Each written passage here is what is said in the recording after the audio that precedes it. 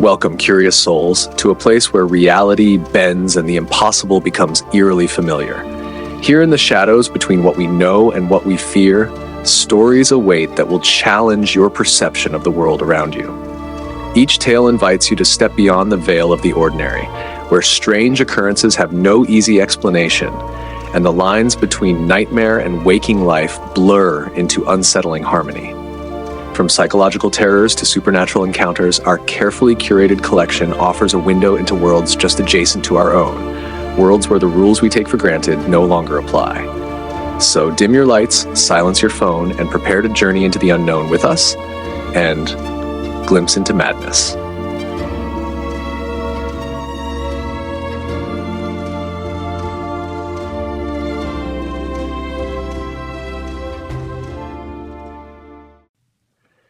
Picture a stretch of highway where the asphalt ripples under desert heat, where distant mountains cut jagged teeth against an endless sky. Here stands a lonely outpost run by a man who trades in mysteries, a merchant of cosmic curiosities who never stopped to consider the price of believing his own deceptions. Tonight, we observe as fantasy and reality collapse into one another at the edge of an empty horizon, a glimpse into madness. The static electricity shock was always how Curtis Holloway knew someone had entered his shop. That distinctive pop and yelp had become as reliable as any bell over the door in the 23 years he'd owned Desert Star Gift Emporium, home of authentic UFO artifacts, according to the weathered sign outside. "Gets everyone," Kurt would say with a wink when tourists jumped from the shock. "Something about the energy here draws them in." The them in question needed no explanation in Starlight Junction. The tiny desert settlement had built its modest economy on extraterrestrial fascination since the highway bypass construction crews reported strange lights in 1978. Curtis hadn't founded the tradition, but he'd certainly perfected its monetization. His shop sat at the crossroads, literally and figuratively. The last gas for 60 miles, the last cold drink, the last restroom before visitors ventured into the alkali flats where the viewing was supposedly best. And Curtis, with his silver-streaked ponytail and perpetual 3-day stubble, had positioned himself as gatekeeper to these mysteries. "See what happens," he'd explain to wide-eyed tourists while displaying his prized possession, a chunk of twisted metal with indecipherable etchings, "is that the power lines create a nexus out here. The visitors, they're drawn to the electromagnetic field. What Curtis never mentioned was that he'd crafted the artifact himself from scrap aluminum and acid etching in the shed behind his trailer, just as he never mentioned that the rare mineral fragments he sold for $20 per tiny bag were painted gravel collected from his driveway. It was Deputy Michael Lang who first called him on it. "How much you make on these rocks last month, Kurt?" the young officer had asked one quiet Tuesday afternoon, tossing a sample bag in the air and catching it. "You ought to cut the department in. Call it a public safety tax." Curtis had smiled his practiced smile. "Just trying to preserve the cultural heritage of our little community, Deputy." "Cultural heritage," Lang had repeated, shaking his head. "You sell gas station coffee and highway robbery, old man." "And maps," Curtis had added, gesturing to the hand-drawn charts that showed the optimal viewing locations for $30 apiece. "Don't forget the maps." Deputy Lang had left with a warning. "Fill your tank before you go stirring up dust out there," Curtis had called after him. "No cell service once you're off the main road." That had been on a Wednesday. By Friday, people were asking questions about the missing deputy. The first shock, literal and figurative, came when Sheriff Norwood entered the shop to ask if Curtis had seen Lange. Not since he stopped by midweek, Curtis had answered truthfully. Then, in what he would later recognize as his first terrible mistake, he'd added with a nervous laugh, "Maybe the visitors finally found someone worth talking to." Sheriff Norwood hadn't smiled. His cruiser was found out near your prime viewing spot B. Empty. Radio still on. Curtis had felt something cold slither down his spine. "Kids, probably. Joyriders." "Maybe," the sheriff had said, but his eyes had said something else entirely. 3 days later, the sheriff hadn't returned from his own search. That was when Curtis first noticed the flickering, not just in the fluorescent tubes overhead, which had always been temperamental, but in the edges of his vision. Shimmeriness, like heat waves rising from asphalt, except it was everywhere he looked. Business, perversely, had never been better. "Folks, I don't think it's safe to be going out there right now," Curtis had tried telling a young couple passing through from Ohio, but they'd already laid their $60 on the counter for 2 maps and a bag of genuine impact site minerals. "We drove 1,400 miles for this," the woman had insisted. "We're not leaving without seeing something." They never checked back in. Neither did the freelance journalist who arrived the next day, or the podcaster who spent an hour interviewing Curtis about the energy nexus before heading out with recording equipment. Each disappearance brought more attention. Each new missing person report brought more curious seekers. And each night, as Curtis locked up his shop and drove the dark mile to his trailer, the lights in the sky seemed to pulse with greater intensity. "They're listening to you now, friend." A weathered man Curtis didn't recognize had told him one evening as he was closing. The stranger's eyes were bloodshot, his clothes dusty from the road. "You better hush before you tell him to take yourself." "I don't know what you're talking about," Curtis had replied, but his hands had trembled as he counted out the register. "Sure you do," the stranger had said. "You've been calling them for years. Only difference is now they're answering." That night, Curtis had dreamed of empty highway stretching endlessly before him, the yellow lines pulsing like landing strips. He'd awoken to find his bedsheets soaked with sweat and something that might have been a burn mark on his windowsill. By week's end, the national press had arrived. A television van from Phoenix with satellite equipment and a reporter whose perfect teeth gleamed unnaturally bright in the desert sun. "Mr. Holloway," she'd said, microphone extended, camera light heating his face, "you claim to have been collecting evidence of extraterrestrial visitation for over 2 decades. Would you say these recent disappearances validate your theories?" Curtis had felt something hot and tight in his chest, something like panic or perhaps recognition. "I never said people would get taken," he'd protested. But even as the words left his mouth, he'd remembered countless conversations, joking warnings, theatrical tales he'd spun for tourists. "Careful out there. Some folks see the lights and can't look away. They just keep walking until they're gone." That night, after the interview aired, the reporter's van had been found abandoned 20 miles out on the Alkali Flats, its doors open, equipment still running. Curtis began to understand then. Each time he spoke of the disappearances, each time he even thought about someone being taken, it happened. The missing deputy, the sheriff, the tourists, the reporter, all gone after conversations with him, after he'd directed their attention toward the lights. He'd tried closing the shop, put up the closed sign, disconnected the gas pumps, but people kept coming, pounding on the door, leaving notes offering thousands for his artifacts, begging for maps to the viewing sites. That was when Curtis decided to run. Under cover of a moonless night, he'd thrown a duffel bag into his truck and headed east on the empty highway, dashboard lights dimmed to near darkness.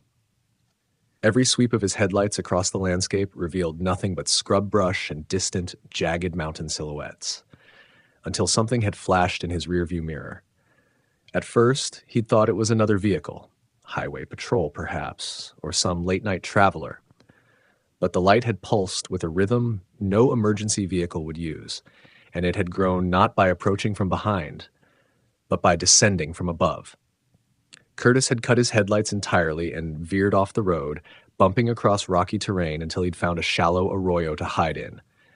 There, he'd killed the engine and sat in primitive animal stillness. The desert night had pressed against the windows, absolute in its darkness, until it wasn't. Until a pale blue luminescence had begun to filter through the truck's cabin, casting shadows that moved in ways shadows shouldn't. "They're just lights," Curtis had told himself. "Just atmospheric phenomena, reflections from the city, military exercises." But the excuses had sounded hollow even in his mind as the blue light intensified, as the truck's radio had clicked on by itself, filling the cab with staticky white noise. As the temperature had dropped so rapidly, his breath fogged before his face. Curtis had run then, abandoned the truck, and fled into open desert, his feet crunching on loose stones, his lungs burning with each desperate breath. Above him, directly above, the source of the blue light had kept perfect pace.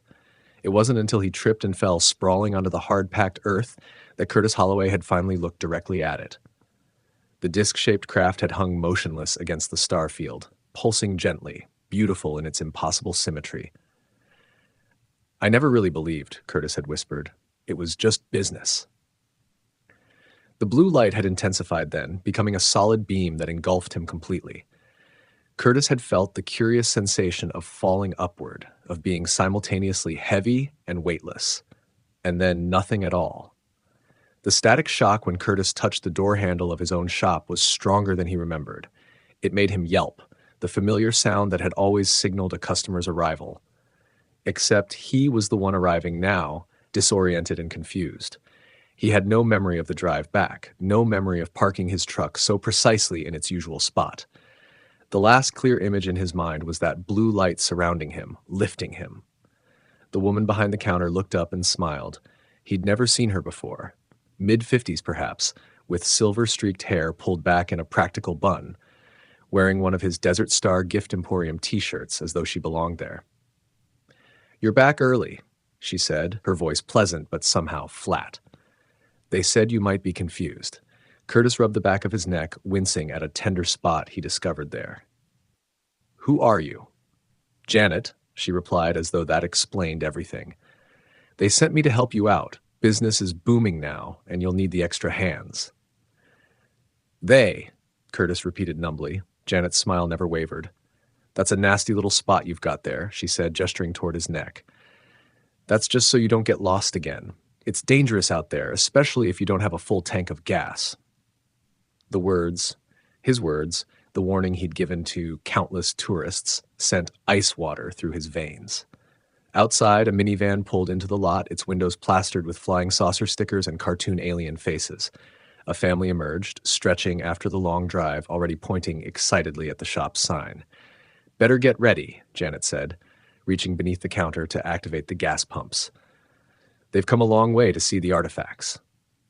The shop door opened with its familiar creak. Static electricity popped. Someone yelped. And Curtis Holloway, former skeptic and opportunist, newly minted true believer, felt something inside him respond to an unspoken command. His mouth formed into his old welcoming smile as he turned to greet the customers. "Folks," he heard himself saying, "you're in for a real treat. This shop sits at a power line nexus that attracts extraterrestrial energy. And I've got the proof right here." Behind him, Janet nodded approvingly as Curtis reached for his prized artifact, the twisted metal piece that somehow looked different now, more intricate in its etchings, more alien in its composition. That night, the lights in the sky would be particularly active, and someone else would go missing from the highway. And business, as they say, would continue to boom. Such is the cost of fiction when it slips the bonds of imagination and becomes reality. Curtis Holloway peddled myths for profit until the day those myths reached through the veil and claimed him for their own. Now he serves new masters with the same silver tongue that once served only himself. A cautionary reminder that we should be careful which stories we tell, for in the vast darkness between stars, something may be listening, waiting for an invitation to arrive. Picture, if you'd like, a desert under stars that shine too brightly, where ancient rhythms pulse beneath the sand and modern arrogance meets timeless hunger. For Claire Morgan, fame-seeker and trespasser of sacred spaces, tonight's journey stretches far beyond her camera's reach, into territories where warnings become prophecies and footprints lead to oblivion. A glimpse into madness. The rental car's GPS had failed 3 hours ago. Claire Morgan was lost, truly lost, in a way that her 1.2 million followers would never understand. The sleek black SUV crawled along a narrow dirt road that seemed to dissolve into the desert with each passing mile. Dust coated the vehicle's exterior like a fine layer of rust-colored snow. "Just wait until they see this," she muttered, glancing at her phone's camera as she recorded herself. "Day 4 of my authentic Southwest experience, and I've officially gone off the grid. No service, no directions. Perfect for that raw content you guys keep asking for." But as the sun dipped toward the horizon, casting long purple shadows across the endless dunes, Claire's confidence began to waver. The temperature was dropping rapidly, and the gas gauge hovered dangerously close to empty. She had turned around twice already, only to find herself facing unfamiliar landscapes each time. It was nearly dusk when the first buildings appeared, low, weathered structures scattered across the valley floor like forgotten toys. A reservation, clearly remote and seldom visited. Claire's spirits lifted immediately. This wasn't the luxury resort she'd planned to reach, but it was something better. Authenticity. The kind her viewers devoured. Jackpot, she whispered, lifting her phone again.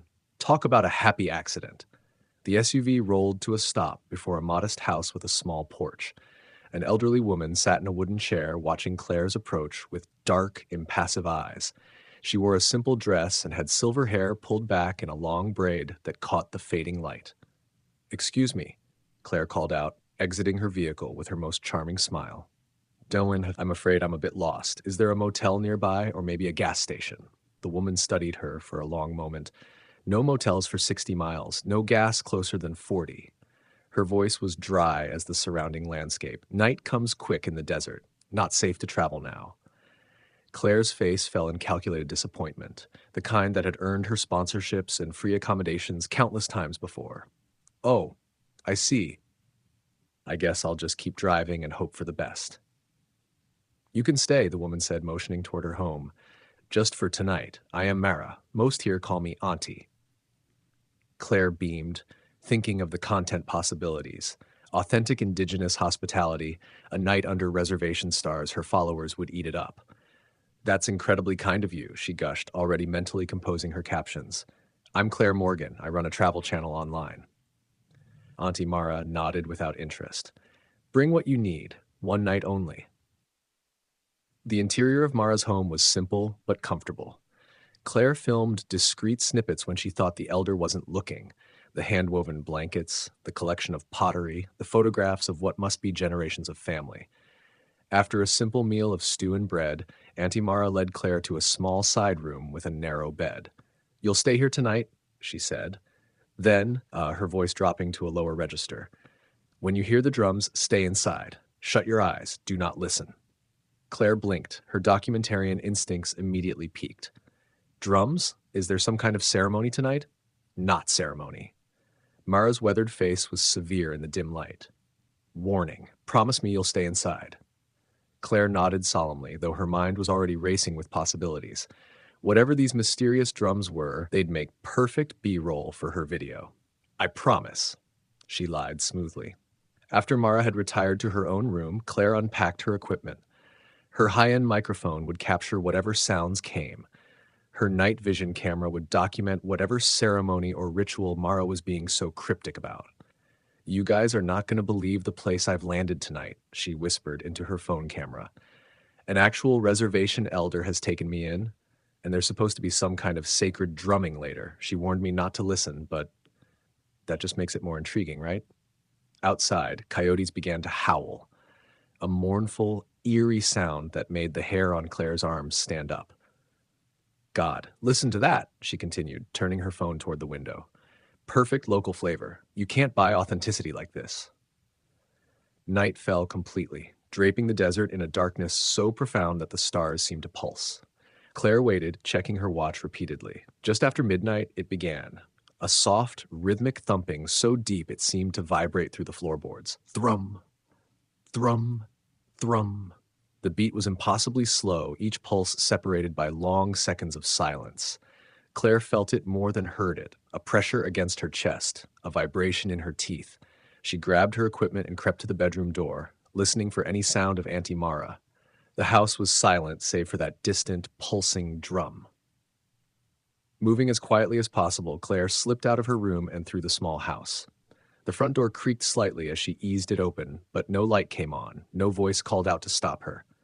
The night air hit her like a physical presence, cold, crisp, and somehow expectant. The stars above were impossibly bright, arranged in patterns she didn't recognize. Had the constellations always looked like that? Claire shook off the thought and set up her microphone, pointing it toward the source of the drumming. "This is incredible," she whispered into her camera. "I've never heard anything like it. The elder warned me to stay inside, but my followers deserve the real experience, right? Besides, what's the worst that could happen? Thrum, thrum, thrum. The drumbeat seemed to be coming from beyond the nearest dunes, a rhythmic call from someplace unseen.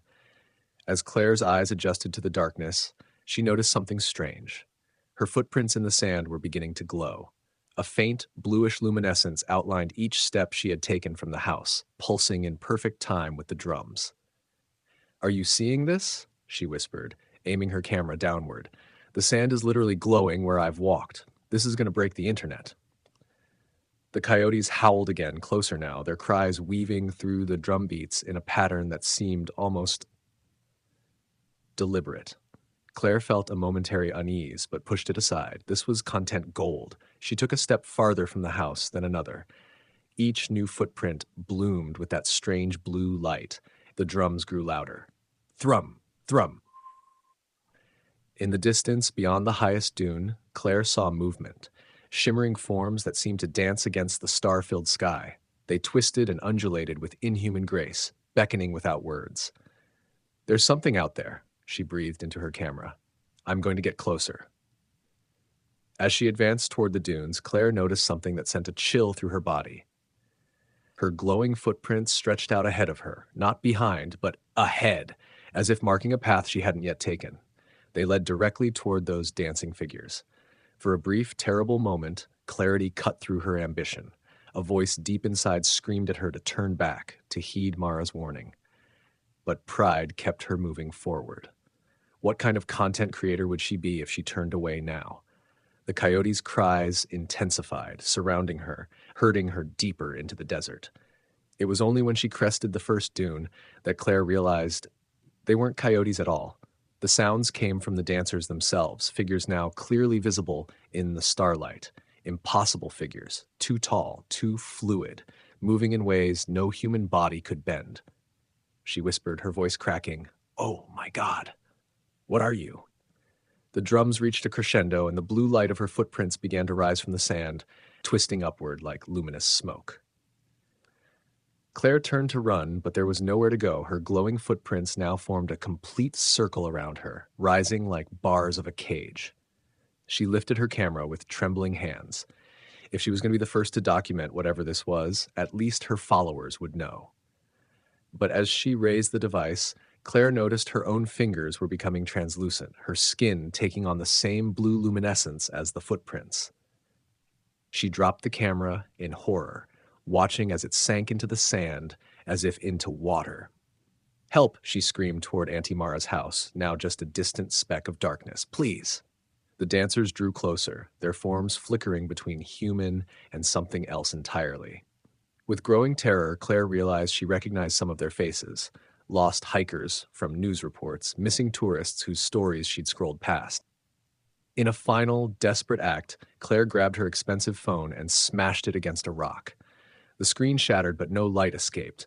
The device was already half buried in the sand, as insubstantial as she was becoming. "I'm sorry," she sobbed, though she wasn't sure to whom she was apologizing. "I should have listened." The blue light enveloped her completely then, lifting her feet from the ground. Claire felt herself growing lighter, less substantial, her body becoming like mist. The last thing she saw as consciousness faded was her own form, stretched and twisted toward the stars, joining the eternal dance above the dunes. Thrum, thrum, thrum. The drum faded into silence. Morning came to the desert as it always did, with brutal, cleansing light. Auntie Mara stood on her porch, gazing out at the unmarked dunes. No footprints remained, no sign of the night's events. Only the black SUV already being reclaimed by the desert dust. A young man from the reservation approached, concern etched on his face. "Auntie, there's an empty car.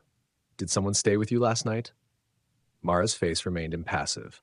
"Some lessons," she murmured, "can only be taught once." She turned back toward her house, not bothering to explain further. High above, in the impossibly blue morning sky, a single star still shone, out of place in the daylight. It pulsed once, twice, then faded into the vast emptiness. Somewhere in the distance, a coyote gave one final cry, long, low, and mournful. The sound echoed across the dunes before dissolving into silence, leaving only the endless, indifferent desert. The desert Ancient and patient makes equals of all trespassers. Claire Morgan came searching for followers and fame, but found herself merely a grain of sand in the desert. Her ambition, once boundless as the sky itself, now merely another light in that eternal dance above the dunes. For those who treat sacred warnings as opportunities, who mistake respect for restraint, there awaits a permanent spotlight in the theater of the forgotten.